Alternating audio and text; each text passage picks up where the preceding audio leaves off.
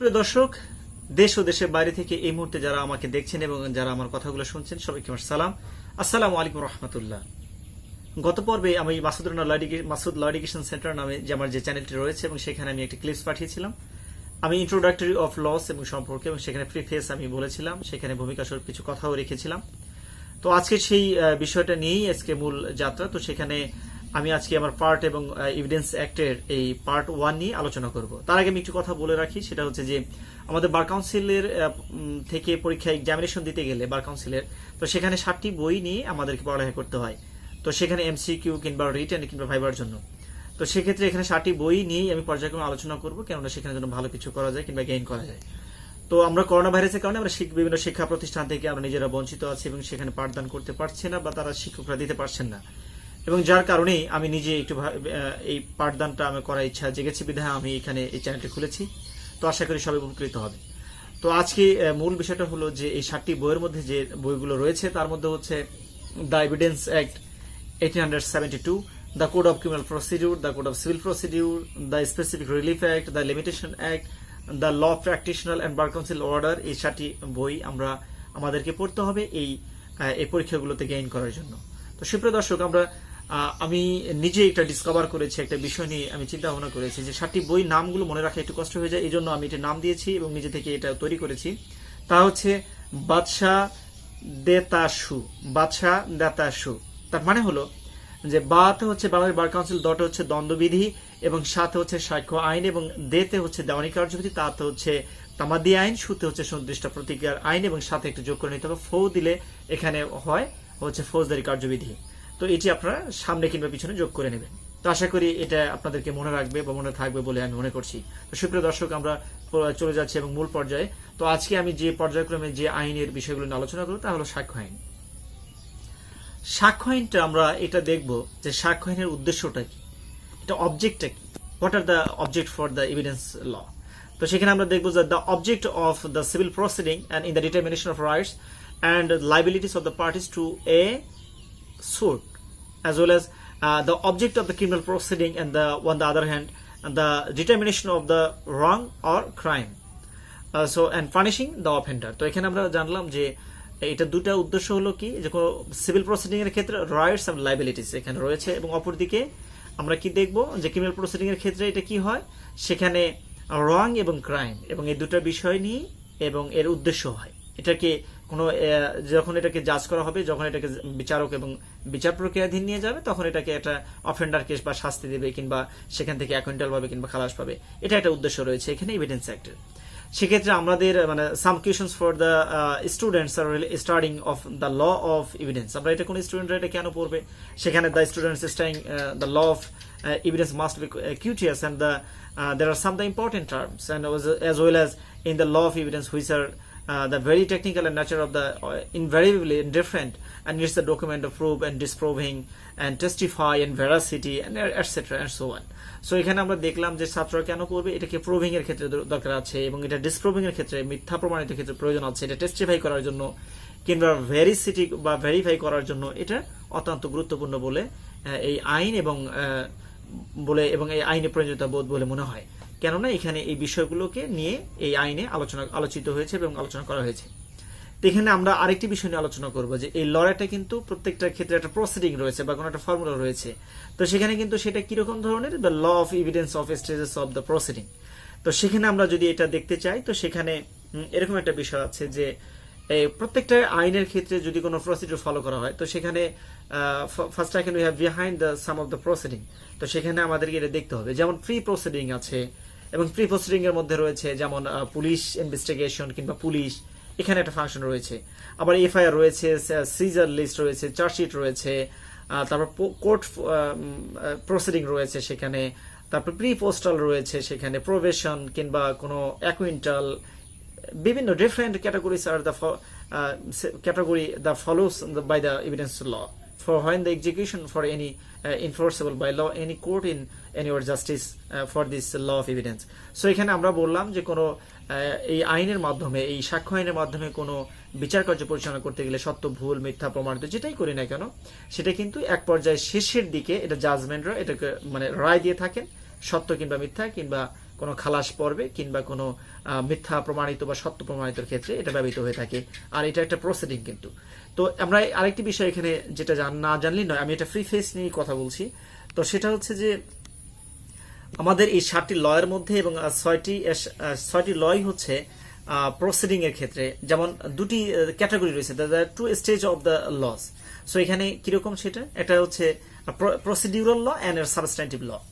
So এখানে আমরা substantive ল এবং প্রসিডিউরাল ল বলতে কি বুঝবো, যে আইন প্রক্রিয়াতে যে কোনো লয়ের বা কোনো আইনের প্রক্রিয়াধীন এবং তার কার্যবিধি এবং তার সিস্টেমেটিকগুলো এবং মেথডসগুলো এবং কোনো বিচার প্রক্রিয়া শুরু থেকে এবং শেষ পর্যন্ত যেখানে রয়েছে, সে যে আইনি প্রক্রিয়ার মাধ্যমে এটা লিপিবদ্ধ রয়েছে কিংবা যে আইনি প্রক্রিয়ার মাধ্যমে এটা পরিচালিত হয়ে থাকে, এটাকে কিন্তু আমরা বলবো যে প্রসিডিউরাল ল। এবং অপরদিকে যদি আমরা আলোচনা করি সেক্ষেত্রে সাবস্ট্যান্টিভ লটা হচ্ছে এটা একটা তত্ত্বগত আইন।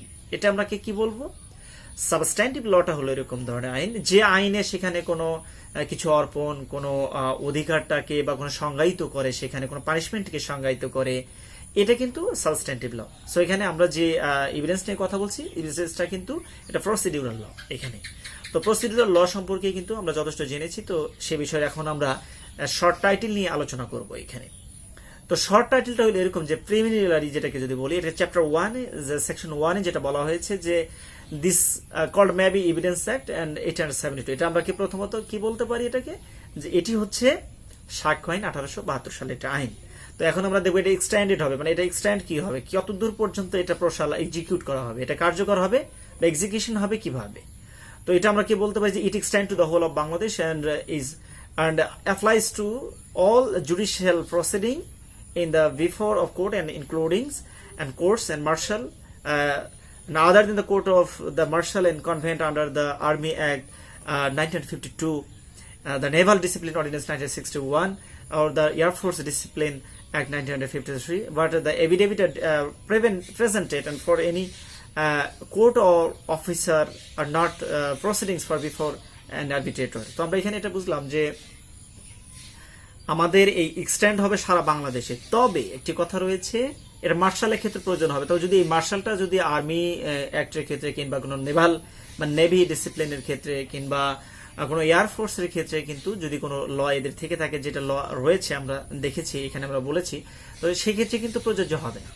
এবং অপরদিকে যদি কোনো আরবিট্রেটরস বা কোনো এভিডেভিট করতে আসছে কেউ, সেক্ষেত্রে বা কোনো অফিসারের নিকটে, আইনি কর্তৃপক্ষের নিকটে এসেছে, এটা কিন্তু এভিডেভিটসটা কিন্তু আবার এটা আমরা কি বলতে পারি না, আমরা এটাকে এখানে এভিডেন্স কিন্তু আসবে না এখানে, বা এভিডেন্সটাকে কিন্তু এখানে ইনফোর্স করা যাচ্ছে না। সো আমরা এখানে দেখবো যে এখন সেকশন 2 তে কি বলা হয়েছে। সেকশন 2 তে বলা হয়েছে এখানে রিফিল করা হয়েছে, এটা বাতিল করা হয়েছে, রিফিলিং অ্যাক্ট 1938 দ্বারা এটাকে বাতিল করা হয়েছে। এবং অপরদিকে যদি আমরা বলি যে এটা এখানে এই সাক্ষ্য আইনে একটা ইন্টারপ্রিটেশন ক্লুজেস রয়েছে, এখানে একটা ব্যাখ্যা রয়েছে, এখানে কিছু পারিভাষিক এবং শব্দ রয়েছে এখানে, যে শব্দগুলো আমাদের প্রত্যেক বারবার এই কথাগুলো এসে যাবে এবং যেটা এভিডেন্স অ্যাক্টের সাথে যথেষ্ট এবং কালেক্টেড এবং যথেষ্ট এখানে অ্যাড রয়েছে। তো সেগুলো না জানলে আমাদের এই আইন, এই প্রক্রিয়ার দিনটা জানাটা বা এটাকে প্রয়োগ করাটা ব্যর্থতা লক্ষণ বলে, ব্যর্থতা আসবে বলে মনে হয় আর কি। কেননা এই জন্য এই বিষয়গুলো আমাদেরকে জানা উচিত। তো আমরা এখন first time try all of the what do you mean by the court আমরা জানবো, যে আদালতটা আমরা কাকে বলি। অনেকেই কিন্তু আদালত বলতে কাকে বোঝায় এটা কিন্তু আমরা জানি না বা আমাদের একটু বুঝতে কষ্ট হয়। সেক্ষেত্রে আমরা এখানে দেখব যে কোর্ট কাকে বলে। So the court includes all জাজ and magistrate and all persons, so except arbitrators legally authorized to take evidence. So এখানে আমরা জানলাম সকল ম্যাজিস্ট্রেট, সকল জজ, এদেরকে কিন্তু এটাকে ওনাদেরকে কিন্তু আমরা কোর্ট বলবো, এটাকে আমরা কোর্ট বলতে পারি। কিন্তু এক্সেপ্ট আরবিট্রেটরস বা ইলিগালি অথরাইজড টেক এভিডেন্স নিচ্ছে, এগুলাকে কিন্তু আমরা আবার আরবিট্রেটরসটাকে আমরা কখনোই আমরা বলতে পারি না যে এটা কোর্ট এটা। তো অ্যাজ ওয়েল অ্যাজ আমরা যদি যাই, দেখা যাচ্ছে যে কোর্টের ক্ষেত্রে শুধু নয়, আরো কিছু বিষয় রয়েছে, ফ্যাক্ট রয়েছে। কোন একটা ঘটনা আমরা ফ্যাক্ট বলতে আমরা কি বুঝবো? ফ্যাক্ট হচ্ছে এমন একটা বিষয় যেখানে আমাদেরকে ইনক্লুড করা, ফ্যাক্টস মিন্স কি ইনক্লুড করতেছে একটা ঘটনার মধ্যে। তো ফ্যাক্টসটা হচ্ছে এরকম একটা বিষয় যে anything state of things or relation of things and capable of the being the perceived and by the senses. তো এখানে দেখলাম যে আমরা যদি একটা ব্যাখ্যা দিতে চাই তাহলে বলবো যে a man, that man and heard or saw and something is a fact. তার মানে কি, যে একজন মানুষ কোনো কিছু দেখেছে কোনো কিছু দেখেছে বা শুনেছে, এটা কিন্তু আমরা একটা ফ্যাক্ট বলতে পারি। সো আবার যদি বলি যে এখানে রিলেভেন্ট রয়েছে, এখানে রিলেভেন্টটা কি জিনিস, একটা যে one fact is side in relevant on another when the one is the connected and with the other any of the ways of referred to and in the provisions of the act and relating to the relevancy of acts. তো এখানে সাক্ষ্য আইনের আমরা একটা relevant কিন্তু এখানে একটা পেয়েছি খুঁজে। তো রিলেভেন্ট হচ্ছে এরকম ধরনের একটা বিষয় যেটা প্রাসঙ্গিক বলবো। সেটা কিরকম ধরনের, যে একটি বিষয়কে অন্য একটি বিষয় প্রাসঙ্গিক তখনই বলা হয় যখন একটি অন্যটির সহিত এবং এই আইনের বিষয়ের প্রাসঙ্গিকতা এবং সম্পর্কিত বিধানসম্মত বর্ণিত বিভিন্ন উপায়ের মধ্যে বিভিন্ন উপায়ে এটা যুক্ত থাকে। এটাকে কিন্তু আমরা কি বলতে পারি, তখন এটাকে আমরা বলবো যেটা রিলেভেন্ট আমরা বলবো। এটা সাক্ষ্য আইনে কিন্তু 3 ধারাতে এটা বলা হয়েছে। তো এখানে আবার যদি আমরা বলি যে আমরা ফ্যাক্ট ইন ইস্যু কাকে বলবো, সেটা যদি বলি সেক্ষেত্রে দেখা যায় যে the expression of facts in issue means কি করে, এটাকে কোন বিষয়গুলোকে এটা ইনক্লুডস করে এই ফ্যাক্ট ইস্যুটাকে, any fact from which either of itself and connection and with the other facts, the existence of non-existence, nature of the extent and right and liabilities and disability asserted to denied in the any suit or the proceeding necessarily follows. So এখানে আমরা দেখলাম যে fact in ইস্যুটা হচ্ছে এরকম একটা issue যেখানে একটা বিচার্য বিষয়, বিচার্য বিষয়টা সেটা কি, যে বিষয়গুলোতে আমরা দেখব যে এমন কোন একটা বিষয় যা হইতে কোনো সত্যই বা অথবা অন্য কোনো বিষয়ের সহিত সংশ্লিষ্ট হইয়া কোনো একটি কি করে মামলায় দাবিকৃত বা স্বীকৃত অস্বীকৃত বা কোনো অধিকার দায় অথবা কোনো ক্ষমতার অস্তিত্ব অথবা অস্তিত্বহীনতা প্রকৃতি বা পরিমাণ অবশ্যম্বী রূপেই প্রতীয়মান হয়। এই দিকগুলোকে কিন্তু আমরা বলবো যে এটা কি, এটা হচ্ছে বিচার্য বিষয় বা এখানে আমরা ফ্যাক্ট ইন ইস্যু বলবো। এখানে যদি আমরা এক্সপ্লেনেশন দিতে যাই তাহলে আমরা অনেকটি পর্বে চলে যাচ্ছি আবারও। তো সেখানে দেখা যাচ্ছে ফ্যাক্ট ইন ইস্যু। আবার আমরা এখন দেখবো যে ডকুমেন্টটা কি। আমরা ডকুমেন্টটা যদি আমরা আলোচনা করতে চাই তা সেক্ষেত্রে এখানে দেখা যায় যে ডকুমেন্টটা হলো এরকম, ডকুমেন্ট মিনস যেটা দাঁড়াচ্ছে যে matter expressed or describe upon any the substance by means and of letters and figures and marks or more or one of the those means and included and the use and of which may be used for purpose of the recording that matters. So এখানে আমরা যদি example দিতে যাই তাহলে আমরা একটু সুবিধা হবে। সেখানে যদি আমরা কোনো ওয়ার্ডস প্রিন্টেড করি বা কোনো লিথোগ্রাফস কিংবা কোনো ফটোগ্রাফস বা এটা কিন্তু আমরা এটাকেও আমরা ডকুমেন্ট বলতে পারি। কিন্তু এছাড়া যদি ম্যাপ অথবা কোনো plan is a document. So আমরা এটা বুঝতে পারলাম কোনো ম্যাপ এটাও একটা ডকুমেন্ট। সো এখানে আমরা জানলাম যে এভিডেন্সটা কি। তো এখানে আমরা দেখবো যে এখানে এবার ইলাস্ট্রেশন করবো যে এভিডেন্সটা আমরা এটাকে বলতে কি বোঝাবো, সাক্ষ্যকে কি বোঝায়, সাক্ষ্য বলতে কি বোঝায়। আমরা সবাই ভুল করে থাকি যে সাক্ষীকে সাক্ষ্য বলি কিংবা আবার সাক্ষ্যকে সাক্ষী বলি। আসলে এটা কিন্তু ঠিক নয়। এটা দুটো দিক রয়েছে, একটা হচ্ছে এভিডেন্স, একটা উইটনেসেস। একটা হচ্ছে সাক্ষ্য, একটা হচ্ছে সাক্ষী।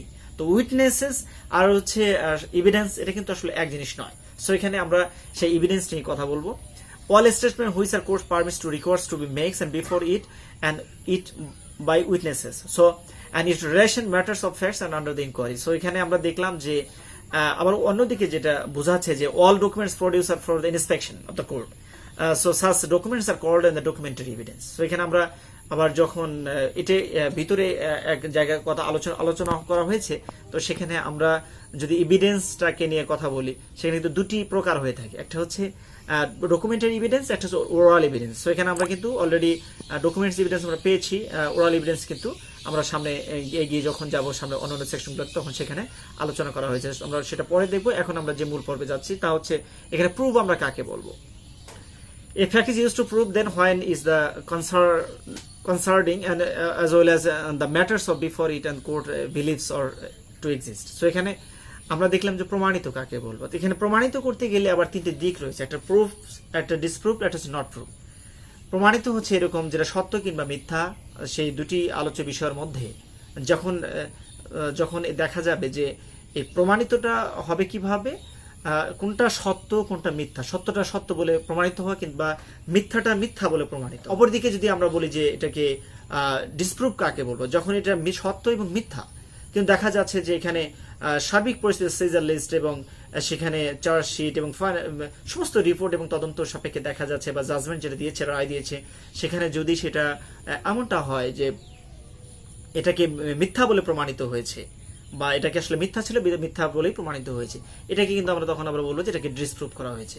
আবার নট প্রুফটা কিরকম বলবো, যে যেখানে নট প্রুফটা হলো এমন একটা প্রুভিং এখানে যে এই ক্যাটাগরিটা, যখন এই ক্যাটাগরিটা কি হবে এটা প্রমাণিতও নয় কিংবা সত্য বলেও প্রমাণিত নয়, যেটা ভুল বলেও প্রমাণিত হচ্ছে না কিংবা মিথ্যা বলেও প্রমাণিত হচ্ছে না কোনো সিদ্ধান্ত। সর্বোপরি আমরা লয়ের এভিডেন্সের যে বিষয়গুলো দিক নিয়ে আলোচনা করেছি এবং আপনাদেরকে বোঝানোর চেষ্টা করেছি, সকল দিকগুলো এবং সোর্সগুলো পর্যায়ক্রমে একই ক্লিপসে আলোচনা করা ইট ইম্পসিবল। সো আমি পর্যায়ক্রমে ধারাবাহিকভাবে এবং পর্যায়ক্রমে বলতে প্রত্যেকটা সেকশন 1, 2 থেকে 160, আপনারা জানেন যে সাক্ষ্য আইনে 160টি ধারা রয়েছে এবং এখানে 166টি ধারাই আমি পর্যায়ক্রমে আলোচনা করব। কেননা কোনটি আমরা বাদ দিয়ে আমরা পড়ালেখা করব, এটা কিন্তু আসলে আমাদের জন্য সব পরীক্ষার জন্য রিয়ার হয়ে দাঁড়ায়। তো সেক্ষেত্রে আমরা পর্যায়ক্রমেই পড়ালেখা করবো এবং ধারাবাহিকতা বজায় রেখেই এবং সাক্ষ্যগুলো পড়বো। এখানে আজকে আমি 1 থেকে 3 ধারা পর্যন্ত এবং কিছু অবজেক্ট এবং এসেনশিয়ালস নিয়ে কথা বলেছি। তো আগামী পর্বে এবং আগামী ক্লিপসগুলোতে আমি আবার 4 থেকে এবং অন্যান্য ধারাগুলো আলোচনা করব আশা করি, এবং এইভাবে প্রত্যেকটা সাবজেক্টগুলোই আমি আপনাদেরকে পাঠদান করাবো, অথবা কিছুটা হলে উপকৃত হবেন। তো ভিউয়ার্স, আপনারা কেমন লেগেছে এবং এটা জানিয়ে আমার সাবস্ক্রাইব এবং লাইক, শেয়ার, কমেন্ট এবং করে আমাকে একটু উৎসাহ করবেন। যদি কোনো ভুল কিছু বলে থাকি বা কিছু ভুল হয়ে থাকে, মুখে দুজল বেরিয়ে যেয়ে থাকে, তাহলে এটা মার্জনীয় চোখে দেখবেন। এবং সেই সাথে আজকে আমি সঙ্গে ছিলাম এতক্ষণ পর্যন্ত আমি মাসুদ রানা।